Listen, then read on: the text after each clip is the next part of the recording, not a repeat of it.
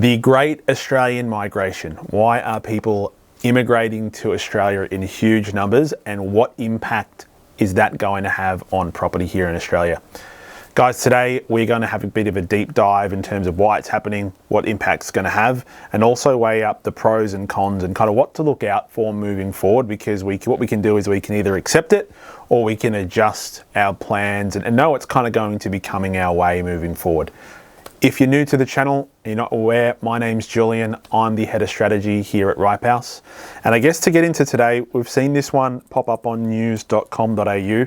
And this is a slide we've used in other videos before, and it's pretty common here in property circles, but showing the net migration of millionaires coming into Australia versus other countries across the globe. And though you can see from a raw number perspective, we essentially have more millionaires coming to Australia than any other country in the world, which is already in itself a mind-blowing figure. I think when you weigh up the size of what that is, because there's about just short of 7.9 billion people living across the globe.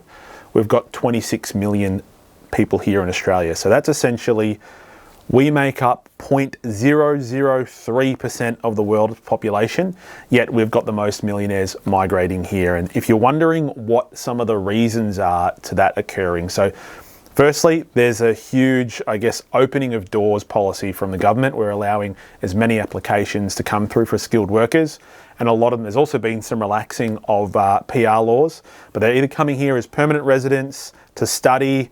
The other impacts are the Aussie dollar is actually weakening at the moment. We're seeing, particularly in comparison to parts of Asia, the American dollar, etc., been some fluctuations as much as 5 and 10%. So this mass influx of migration, and in particular millionaire migration, they're coming here with already cash in their pocket, but their cash is even more powerful than it has been for several years to come. So they're going to be coming in here with money at the hip and ready to spend and invest in property. And that's absolutely what they're doing. If we're having a bit of a look here, kind of post-COVID, we're seeing a big uplift in new and existing builds from international migration from overseas investors.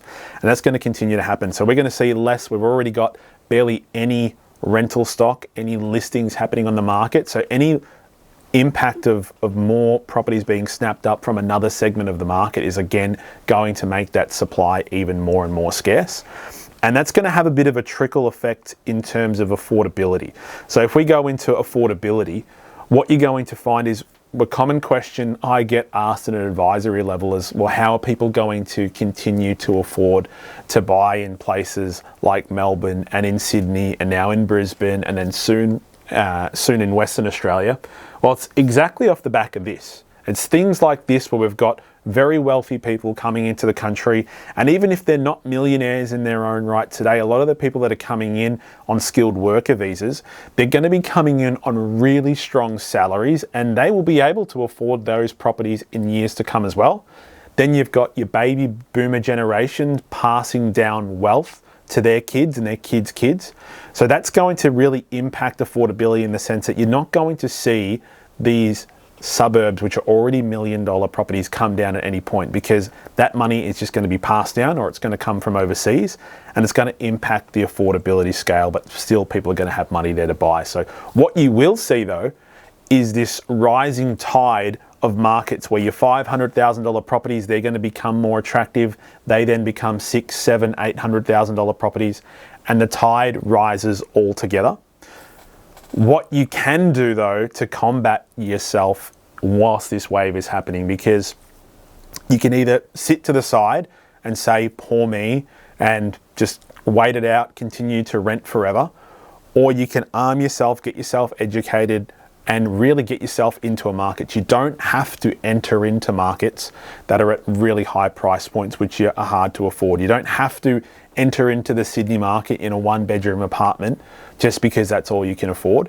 There are still plenty of locations and plenty of properties out there that start at the $300,000, $400,000, $500,000 price point, and you can use that riding tide to your advantage, where potentially you enter the market at that more affordable price point, ride that wave up, and level up. Potentially you're extracting equity, getting into a second or third property, or you're selling that property off for profit and getting into a location where you would prefer to live in the future. So I hope that made a lot of sense to people. If you had more comments or questions on this topic, please leave a comment below. Be more than happy to cover that off in another video. Appreciate you guys watching. If you're not already, please be sure to follow me over on LinkedIn, where I'll be posting consistent reports and data moving forward. And thank you for watching today, and catch you on the next one. Bye for now.